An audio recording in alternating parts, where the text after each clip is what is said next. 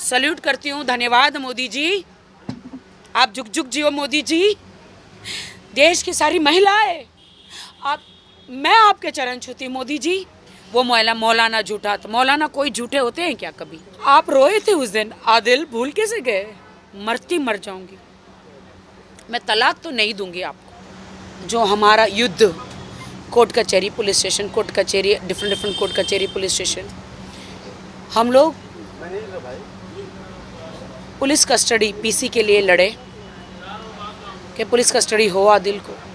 आदिल जो है जीसी लेकर, जुडिशल कस्टडी लेकर वहीं से वहीं बेल कर फरार हो जाना चाह रहे थे।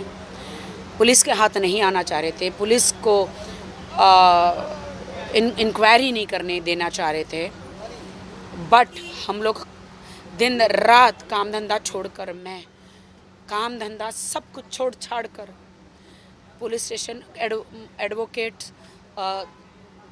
जज साहब के सामने जाके हम लोग वहाँ पे लड़ रहे थे केस। फाइनली हमें पुलिस कस्टडी मिल गई और हम लोग आज आथा रोड जेल से आदिल को लेकर आ गए पुलिस कस्टडी में। उनका मेडिकल करने लेकर गए हैं।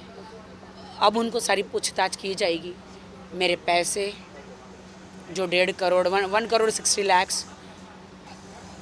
दूसरे 10 लाख का घपला है जो इस पुलिस स्टेशन में नहीं बन सकता, वो कहीं और पुलिस स्टेशन में बनेगा।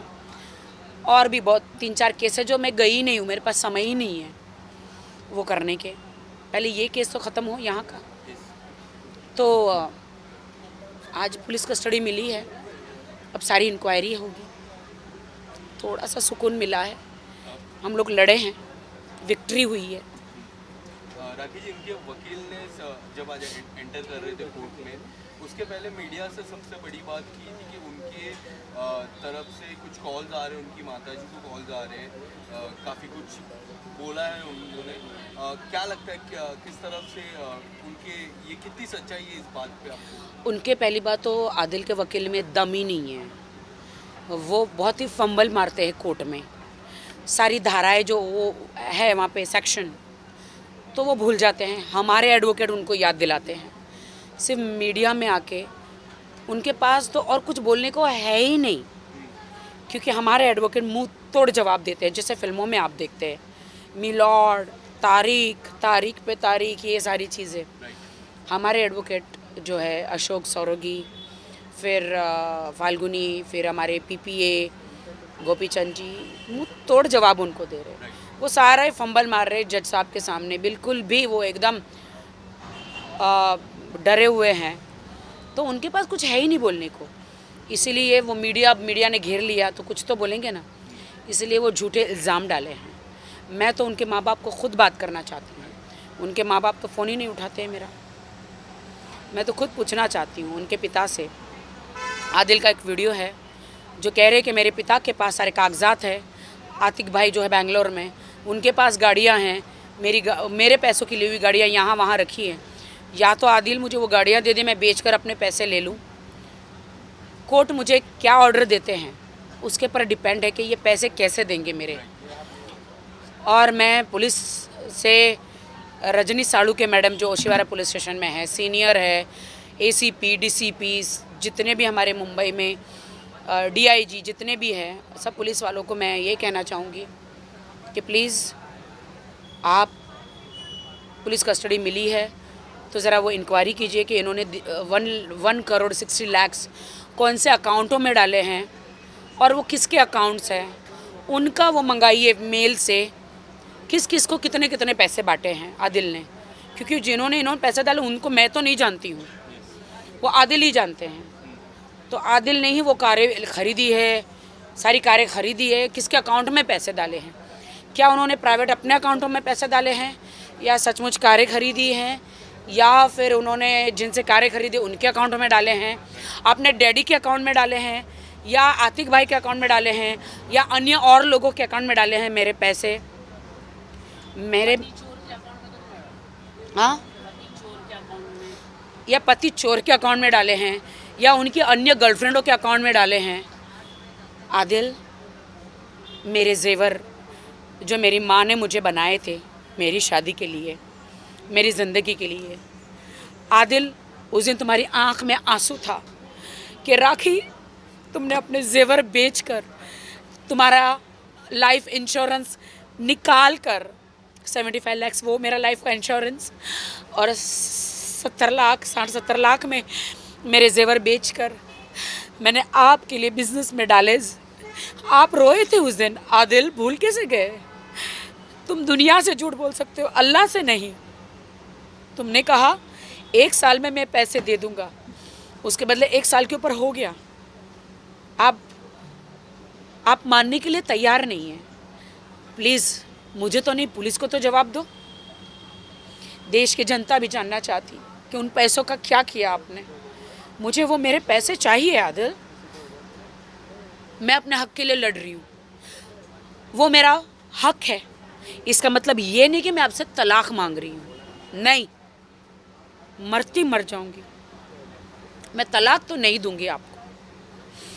आप मुझे प्रेशर कर रहे हैं तलाक का, आप मुझे डाइवोर्स का प्रेशर कर रहे हैं। कितना भी प्रेशर हो, मैं आपकी बीवी हूँ। सारी लड़कियों को आप ये कहते हैं वो मेरी बीवी नहीं है, ये जेरोक्स कॉपी है, वो मौलाना झूठा। तो मौलाना कोई झूठे होते हैं क्या कभी? वो अल्लाह के बाद वो ही होते हैं सारे मौलाना, वही पवित्र निकाह कराते हैं।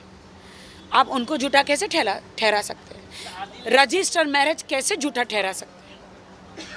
आदिल ने ऐसा किया, बोला कि मौलाना झूठा है, क्या बोला आदिल ने? वो रिकॉर्डिंग है मेरे पास, वो पति चोर की, जो पति चोर लड़की है ना, जो सबके पति चुराती है, मेरा भी चुराया, मेरा भी घर तोड़ा। वो पति चोर जो है, उसका टाइटल मैंने दिया, उसका नाम इस्तेमाल करने में मुझे घिन आती है उस लड़की का। उसको तो और भी लड़के मिल जाते, कुंवारे शादीशुदा की ज़िंदगी में आके उसे मेरा ही पति मिला, क्योंकि मेरे पति का नाम मैंने इतना बड़ा कर दिया था, घर घर में उसको लोग लाइक करने लग गए थे। आदिल को वो हम लोग फिल्में बना रहे थे, उसके लिए वीडियो बनाया था, उसकी भी 2-4 फिल्में बनने वाली थी, हम कर रहे थे। उसको ऐसा लगा कि आदिल एक अच्छा हाथ है, मैं मार लूँ। उसने बहुत सारे लोगों के घर में हाथ मारे, जूस में पिला के, पति चोर ने जूस में पिला के बेहोश कर दिया। वो आदमी लोग ने मुझे कहा है, एक मोहित जी करके हैं, जूस में पिला के फिर उनके अश्लील वीडियो बना के उनकी बीवियों से ब्लैकमेल करके 10 करोड़ 20 करोड़ 30 करोड़ कमाए हैं पति चोर ने। उसी से फ्लैट लिए हैं इंपीरियल हाइट्स में, इंदौर में, यहाँ वहाँ, BMW, रेंज रोवर, बड़ी गाड़ियाँ लेकर घूम रहे हैं। शर्म आनी चाहिए आपको, मेहनत से कमाई है। किसी के पति को, मुझे डर लग रहा है, क्या आदिल इसके साथ पार्टी में जाता था? क्या आदिल को भी ऐसे ब्लैकमेल किया है? क्या आदिल के भी ड्रिंक में ऐसा कुछ मिला के पिला दिया है? क्या आदिल के भी इनके साथ ऐसे कुछ वीडियो हैं? तो इसलिए आदिल इसको सपोर्ट कर रहे थे, मुझे छोड़ रहे थे, मुझे भी नहीं पता है कुछ। आज मैंने देखा जब आदिल आए थे, आदिल कई दिन पहले एक और बार आए थे पुलिस स्टेशन में, उन्होंने अलग कपड़े पहने थे, आज अलग कपड़े पहने थे। जिस तरह देख रहे पूरे मुंबई में सिर्फ आप ही उनको जानते हो, मैसूर से पूरे मुंबई में देखिए, गए तो पीले शर्ट में थे, उनको किसी ने कपड़े नहीं पहुंचाए। तो पति चोर जो कपड़े भी पहुंचा रही है, बहुत सारी चीज़ें पहुंचा रही है। हाँ, दूसरे के पतियों के ब्लैकमेल किए हुए पैसे जो है मेरे पति पे उड़ा रही है। उसे ऐसा लगता है कि ये छुट के आएगा और मुझसे शादी करेगा। कल हमने प्रेस कॉन्फ्रेंस में देखी आपने शर्लीन और मैं देखती हूँ आप कैसे शादी करती हो, क्योंकि मैं शादीशुदा हूँ अभी। और आदिल से शादी करना इतना आसान नहीं है। आदिल कितना भी कहे मैं मुसलमान हूँ, मैं 4 शादियाँ करूँगी, ना, मुस्लिम लोग भी इतना इजाज़त नहीं देते।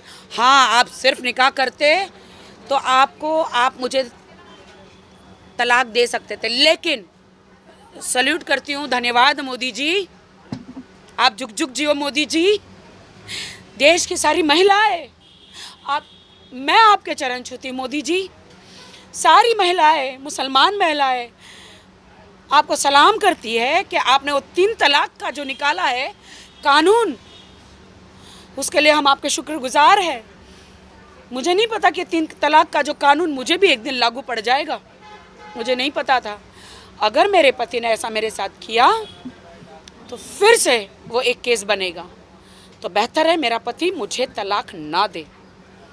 मेरा रजिस्टर मैरिज भी है, ना कोर्ट से दे और ना तीन तलाक मेरे सामने कभी यूज़ भी ना करे ये शब्द। तो ये पति चोर जो है लड़की, मैं कह देना चाहती हूँ कि तुम भूल जाओ मेरे पति से शादी करने के लिए। राखी जी, एक आखिरी सवाल होगा मेरा। जिस तरह आपने कल देखा शर्लिन और आपकी जी। दोस्ती हुई, कई महीनों पहले आप लोगों का केस था, उसमें भी एक केस हुआ था आप पे, आप जेल में गए थे। एंड अभी भी एक केस चल रहा है, नहीं गए थे, पूछताछ कौन जेल में गया था भाई? आपको जेल से पूछताछ के लिए बुलाया था, पूछताछ के लिए जेल से? अम्बोली पुलिस स्टेशन नहीं, अम्बोली पुलिस स्टेशन से पूछताछ के लिए बुलाया। पूछताछ के लिए बुलाया था। लोगों का कल आप जिस तरह दोस्ती हुई, लोगों का कहना है कि आप माफ़ कर दिए शर्लिन को, इसी तरह आदिल को भी इन फ्यूचर आप माफ़ करने वाले हो? शर्लिन का मेरा इतना बड़ा केस नहीं है। शर्लिन मेरी बहुत पहले से फ्रेंड थी। शर्लिन देखिए, मैं 10-10 कोर्ट घूम नहीं सकती हूँ ना। तो शर्लिन आदिल को भाई बना के एक इंटरव्यू कर रही थी, तो मैंने शर्लिन को बताया, शर्लिन हम पुराने दोस्त हैं। उनके घर पे, उनके बंगले पे गई, उनको कहा शर्लिन एक काम करो, पहले मेरे मोबाइल में ना आप सब देख लो आदिल ने क्या किया है मेरे साथ, फिर आप अपना आदिल को सपोर्ट करो या उसको, आप डिसीजन अपना ले सकती हो। आप एक लड़की हो, आपको अधिकार है अगर आपने आदिल को भाई बोला है तो शर्लिन ने सब वीडियो ऑडियो सब देखा, वो शॉक हो गए, उनके रोंगटे खड़े हो गए। मैं तो कि उसके आँख से आंसू भी गिरे कि राखी तुम्हारे साथ ऐसा होता है तो एक आम लड़की के साथ क्या होता होगा, उसने क्या किया होगा। जो धारा 376 की भी जो मैसूर से लगी हैं रेप केस की, और भी अन्य लड़कियां जो बाहर नहीं आ रही है। मैं आपको कहती हूँ, आज वादा करती हूँ, ये पति चोर भी एक दिन आदिल पे केस करेगी। आज वो मीठा मीठा बोल रही है, जेल में कपड़े पता नहीं क्या क्या पहुँचा रही है, वकीलों को पैसे दे रही है। उसको उम्मीद है कि आदिल उससे शादी करेगा, नहीं करेगा। आदिल मेरा पति है। हाँ, मैं उसके खिलाफ़ कोर्ट में गई हूँ बहुत सारी चीज़ों की वजह से, क्योंकि उन्होंने मेरे साथ अन्याय किया था, और मैं हमेशा उनकी पत्नी रहूँ। आप भूल जाइए। तो शर्लिन एक अच्छी लड़की है, समाज सेवा करना चाह रही है डेफिनेटली, और आज हम दोनों दोस्त हैं। किसी से मदद मांगना, मदद की गुहार मांगना कोई बुरी बात नहीं है। तो शर्लिन का मेरा केस चल रहा था, तब सारी ज़िंदगी तो मैं केस कोर्ट में घूम नहीं सकती ना। तो मैं धन्यवाद करना चाहूँगी वाहिद भाई का कि कल की प्रेस कॉन्फ्रेंस में उन्होंने शर्लिन से कहा कि आप दोनों दोस्त बन गई है तो अब केस वापस ले लीजिए। तो शर्लिन ने भी वादा किया है कि हाँ 8 मार्च को आपको पता चल जाएगा। तो मैं शर्लिन का, वाहिद भाई का शुक्रिया अदा करना चाहती हूँ। मेरा जो केस है आदिल के खिलाफ वो बहुत गंभीर केसेस है, वो घरेलू केसेस है। क्या बोलते हैं वो, कौन से, क्या बोलते हैं, डोमेस्टिक वायलेंस, मनी मैटर, धोखाधड़ी, चीटिंग के, फिर 420, फिर एक्स्ट्रा मैरिटल अफेयर्स, वही शादीशुदा ज़िंदगी में बीवी को मारना, बीवी होते हुए भी बाहर एक्स्ट्रा मैरिटल अफेयर्स करना, बीवी के माँ के जेवर जो उसकी माँ रही नहीं है, वो बीवी की पूंजी है, वो और वो दूसरी लड़कियों को दे देना। मेरे बहुत सारे केसेस हैं, 2-4 केसेस तो अभी मैंने किए नहीं हैं, उसके लिए मेरे पास वक्त नहीं है, पहले इससे निपट लूँ। बहुत बहुत शुक्रिया आप सबका।